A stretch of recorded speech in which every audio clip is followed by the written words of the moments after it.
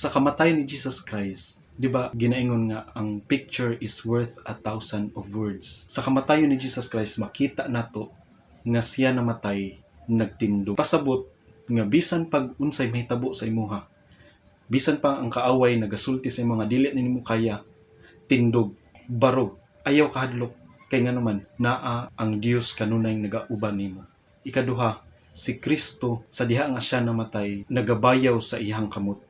Nagpasabot nga kana nga sign nagmadaugon ka. Muna si Kristo sa iyang kamatayon, na ang pasabot sa iyang kamatayon, siya nagdaog. Ug usa pa pod, nag-stretch ang iyang arm. Pasabot nga sa iyang kamatayon, even though nga ang mga tawo naglagot niya, apan siya andam kanunay sa paggakos kanimo tungod sa iyang dakong gugma nganhi kanat. Bisan kita sa makasala pa og siya ato ang dagmal gibunalan, siya nahimo natong kaaway, apan siya naghuna-una kanato nga iyahang mga pinangga, iyahang hinigugma. Si Jesus Christ namatay nga nagbow sa iyang ulo.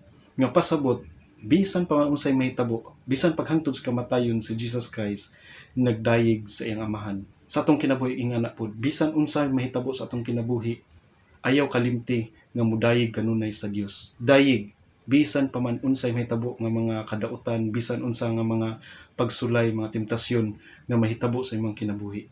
Ayaw kalimti nga mudayeg sa Dios. Ug usa pa pod, si Kristo namatay ni barog nganha sa bato. Pasabot nga kita usab barog nganha sa bato nga mao si Kristo. Kay walay kapildihan kung dili kasiguruhan o kadaugan gyud ang atong matagamtaman sa atong pagkinabuhi dinis kalibutan. Si Kristo namatay nga gilansang. Pasabot nga butang siya kanunay sa imong hunahuna. Idikit siya sa imong hunahuna kanunay. Nga mao gyud perminti imong hunahunaon ang iyang kinabuhi, iyang kamatayon ug ang iyang pagkabanhaw. Katapusan, si Kristo namatay siya dinha sa Kalbaryo.